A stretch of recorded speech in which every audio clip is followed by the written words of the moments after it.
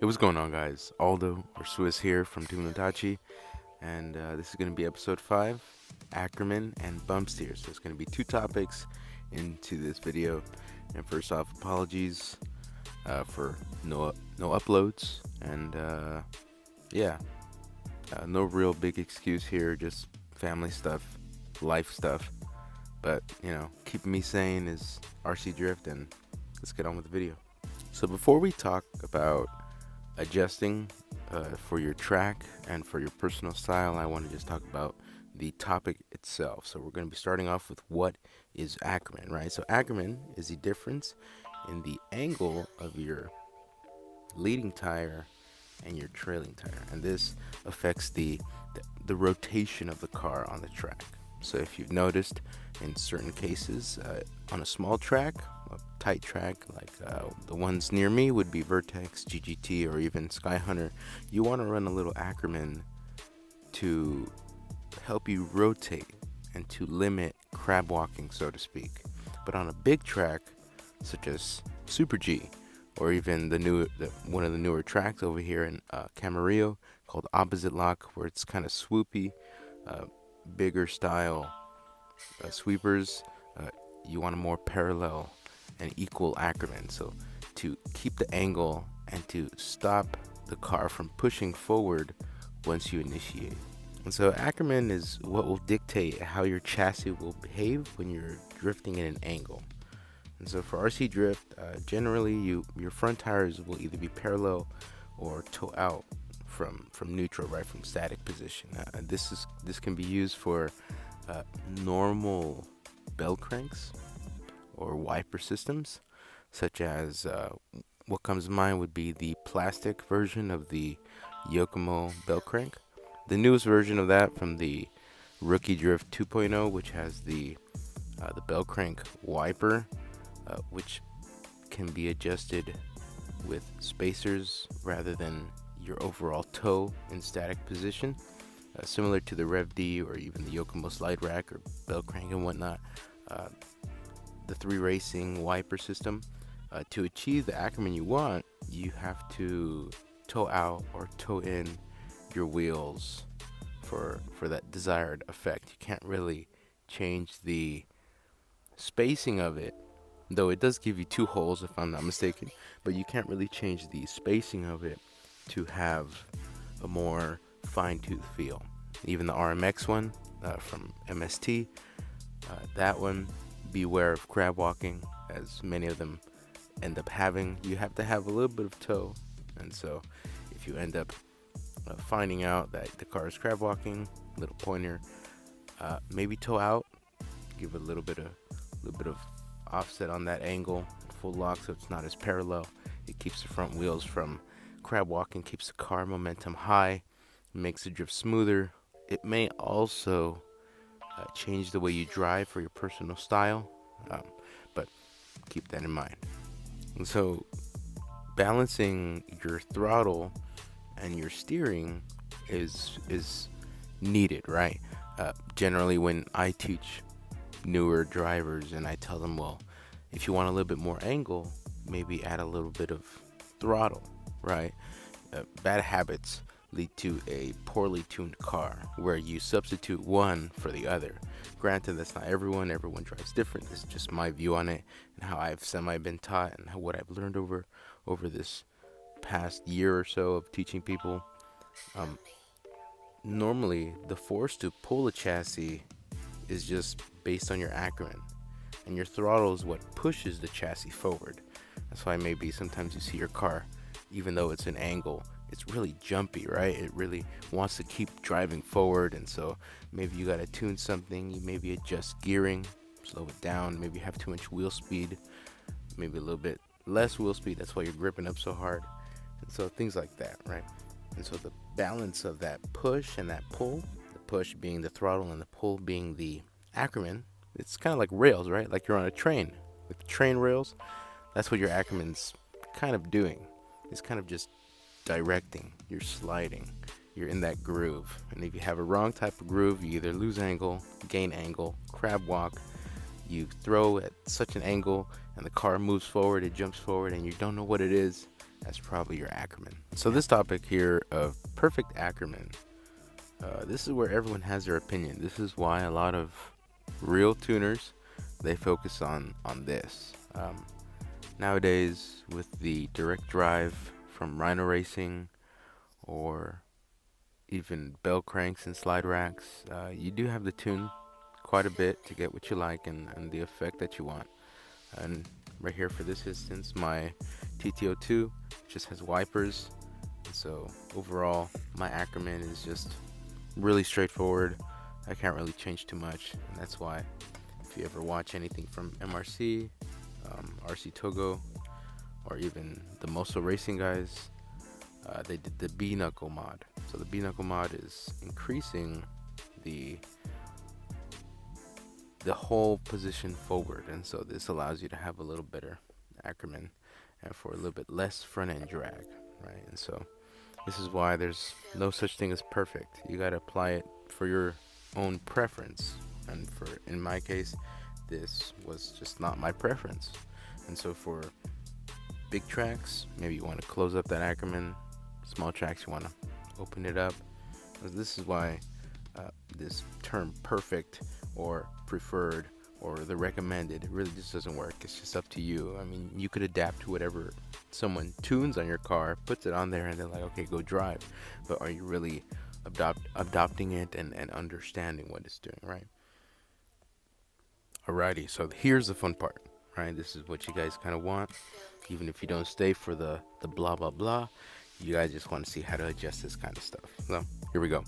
So for the wiper system, as you might see on simple cars, you just have the two wipers, right? You have two wipers,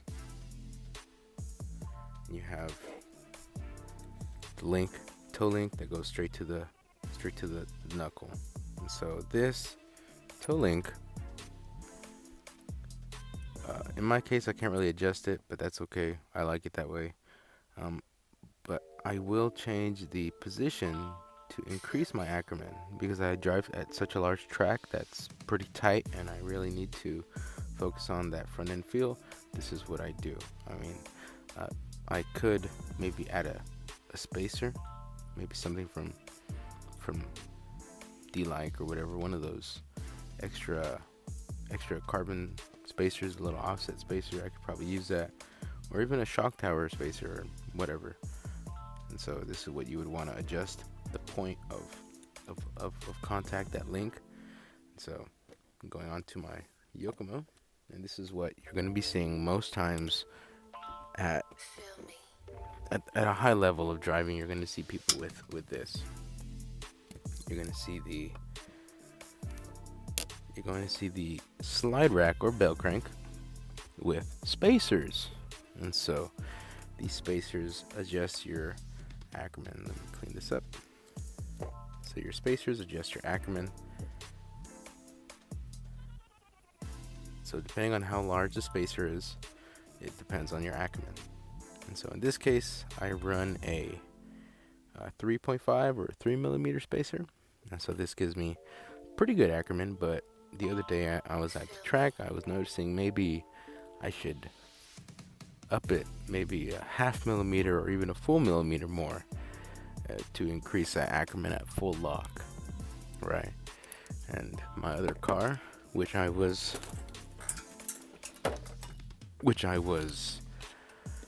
cleaning and maintaining the other day, my Travis 2. Some of you guys know, some of you guys don't.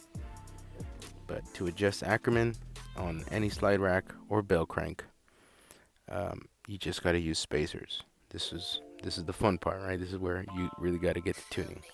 So unlike my Yokomo, where I used a 3 millimeter spacer, the Travis is quite different.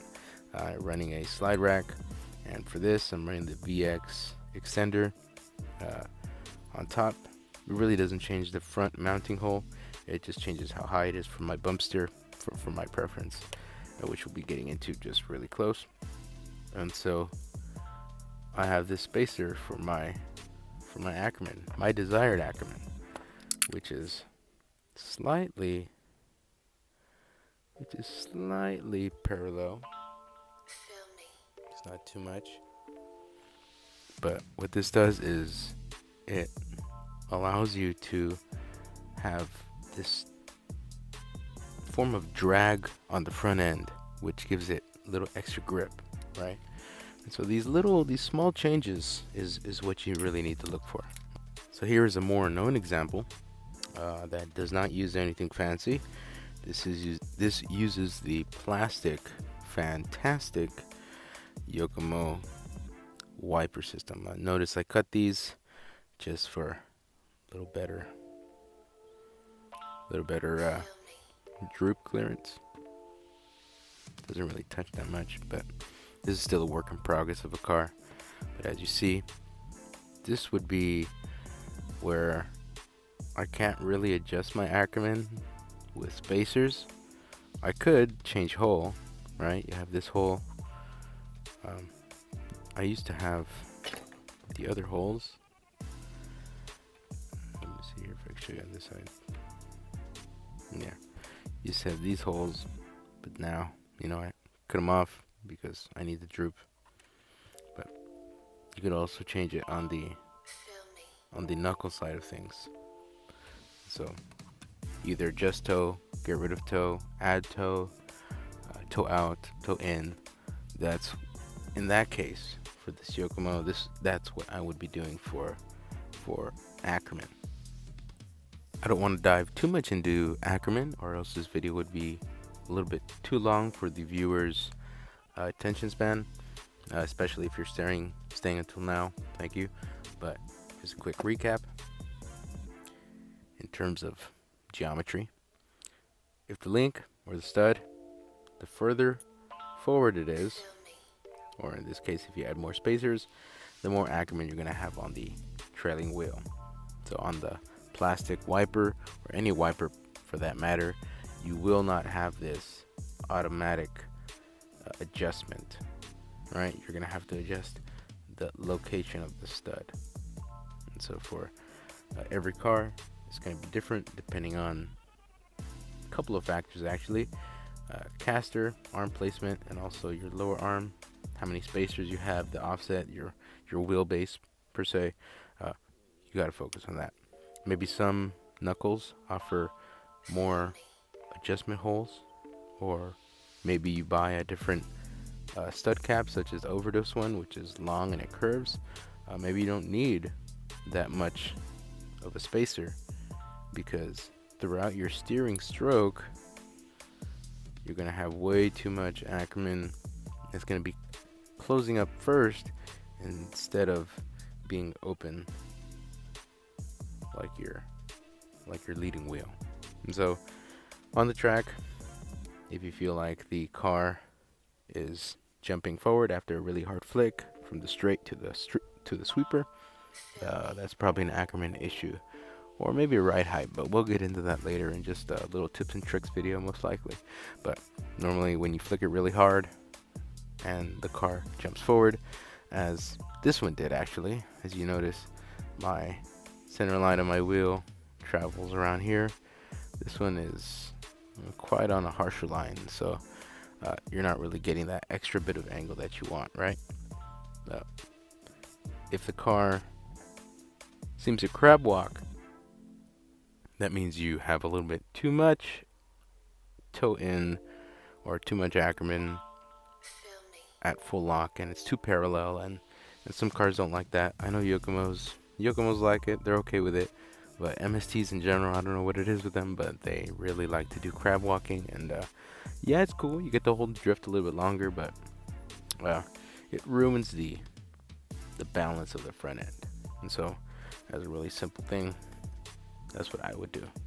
Less or more. If the front grips up, it shoots forward or whatnot. On a small track, you want Ackerman obviously, but on a bigger track, maybe close it up a little bit, and depending on your chassis choice, try everything. That's what I would recommend. And now moving on to the last topic out of these two, which is going to be bump steer. Bump steer works in tandem with Ackerman to provide you with a different front end feel as the suspension strokes. And so for my Yokomo, for this instance, this isn't going to take too long. I have my toe link on the most upper hole, and on the other side of the car, to demonstrate how this works, I have the toe link on the bottom hole. And so, here to explain, bump steer is not a bad thing. Normally people try to eliminate it, tune it out. These people, they just don't really understand the way the suspension is moving as they're driving for their personal style. You know, whether the car on droop, the tire per se toes out, or the tire bumps out on dive, on pitch, right? And so that really does affect how the car drives. And so this as a tuning method properly set up with good suspension and utilizing torque from the motor, specifically anti-torque, which is the S-trans or the 4-gear trans if you guys are wondering, can make the chassis squat, roll, pitch, and really drive properly. Remember, this is a tuning method. Take it with a grain of salt because some people don't like it. Some people tell you, what? Why are you going to tune with bump steer? Just eliminate it, do this and that. And so for my case here, bottom hole gives you no real change in Ackerman on lift, on droop, right? No real change, but it does bump out on compression. So you see the toe out. The other side, having the link on top, is the opposite.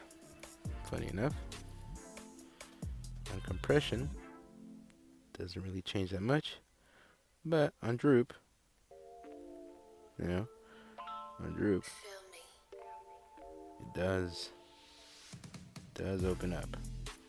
Not too much for it to be a big issue, but it does affect how the front end drives and how it hooks into angle. Personally, I've tried both ways. I lean more towards the link being on top and also on bottom, depending on the track layout. But overall, tune with it. Do not eliminate it, right? When you eliminate it, you end up losing a key element. It's somewhat like when you're using like a really stiff suspension with almost no travel, then you're not really using suspension. It's kind of just stiff, right? So same applies here. So going further into how to adjust and what to look for, we're going back to the good old faithful janky plastic, fantastic TTO2. And for this case, this is what most of you guys are going to be looking for. On the Yokomo, it's pretty simple, but on a more conventional wiper system, which is, I'd say, a little bit older than what you guys are used to nowadays with this era of drift, you're looking for the angle of this toe link. And so, just like I explained with the Yokomo, where either toe in or toe out, in my case, if you notice, when I compress, I get a little bit of roll, but overall I don't really feel it. But on droop, notice how it toes out. And so that's based on a couple things: the spacer on the inside, spacer on the knuckle, and also, if you notice, there's a spacer on the bottom of the knuckle. And so this raises the knuckle, raises this side of the link, also changes a little bit of the roll center, but we'll get into roll center later. You don't need to worry about that now. I wouldn't recommend putting any spacers on the bottom. I'd only recommend putting spacers here or here to find your desired Ackerman. So normally when the inner link is raised up, you won't have too much Ackerman change on pitch, though it may toe in on pitch forward. And on lift, it will have, on On droop, you will have toe out. And it's the opposite for this link being higher than the inner link. So the outer link, the knuckle link, being higher than the inner link is going to have the opposite effect. So on compression, you will have toe out, and on droop, you will not have any change in Ackerman. So find out what works for you. I think with smaller tracks, having the inner link on the most top hole, or with a 2 millimeter spacer, 1 millimeter spacer, is more beneficial as you're adjusting the grip and kind of that dive point on the chassis. But as always, you got to take it real slow, take it real smooth, and have patience. This is not a easy thing to get into. It does take a good while to really understand these things, to really apply them in a track way, and also visualize it as well. This is what I've been trying to kind of train myself to do as well, which is look at a person's chassis and find out how it drives just by looking at it. And so practice those things, find out what works best for you. Well, thank you for watching. I really do appreciate it, and sorry for those really long breaks. As always, it's always a mixture of an unbalanced lifestyle, or rather, I'm just not prioritizing some things more than others. Granted, this is my side hobby, but fear not, I will get back to making more videos. I do see that the promise and also the help that I give out comes back to me, as a matter of fact. So, Patrick, if you see this, what's up, bro? But aside from that, thank you. Subscribe, like, leave any comment you like. Any suggestion for any future video, I do keep in mind.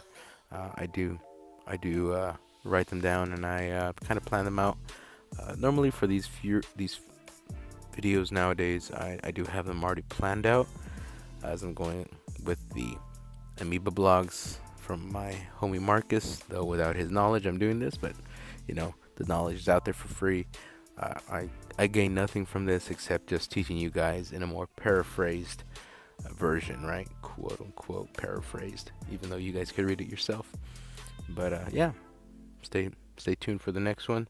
I believe it's gonna be on roll center, though I don't know. I will have to see. If not, then I'll just do a shock video, as those are popular, or a diff video, one of those two. But yeah, thanks so much.